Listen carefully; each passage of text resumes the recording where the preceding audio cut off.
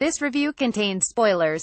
1.8 Si Vis Pacem, Bellum Discovery has been improving week on week, so it was inevitable that it might hit a quality downswing eventually. Temporary blip or regression to the mean? Guess we'll have to wait and see. This week's episode wasn't terrible, of course. It was just a little generic. Broadly, I think everything on the planet was quite good, though I'd have liked a little more insight into the Pavans, not to mention a more tangible design, while everything on Cole's ship was bad. And as for Discovery, well, there wasn't much going on there at all. Though we did get a pretty cool space battle out of it. Generally, the problem I had with the episode is that I wasn't really sure what the characters' motivations were, and I'm not sure I even believe what I saw on screen.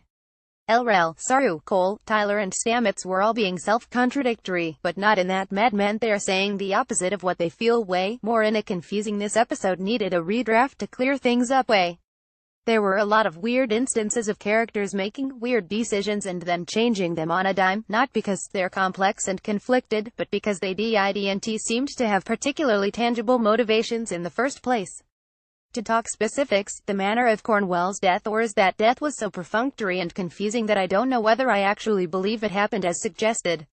If next episode, she wakes up and Rel says I knew that would only stun you, then I'd completely buy that. Likewise, if she didn't, I'd buy that too. The ambiguity could theoretically mean it's exciting and unpredictable, but the stakes aren't articulated well enough for me to carry their way. What happens? It's all a bit and then that happened. At least the cliffhanger suggests that this is as close to a two-parter as the show has done since the opening episode, so maybe we're going to get a direct continuation of the ideas and plot lines in the next episode, which would explain the weird, truncated impression this episode gave it just hasn't finished yet. The good stuff. Sarah's confession at the end was an interesting twist, though again, I'm not sure if it was genuine truthful insight or his guilt talking.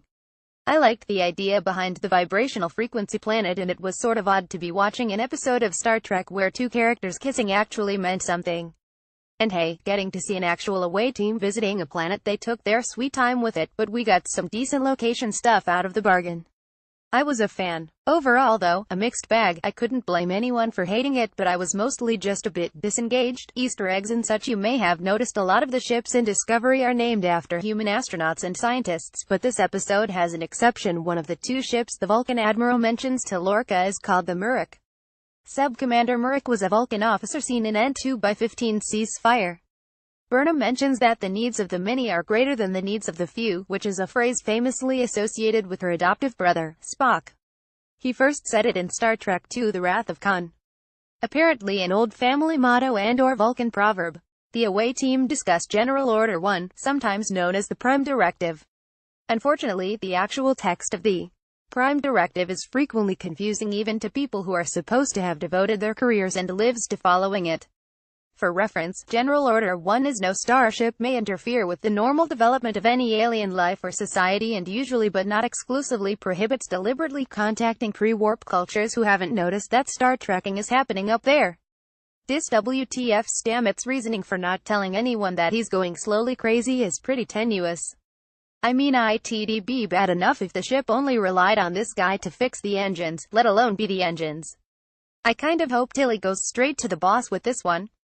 This giant incongruous broadcasting antenna is probably a natural structure. Seems like a bit of a stretch to me, guys.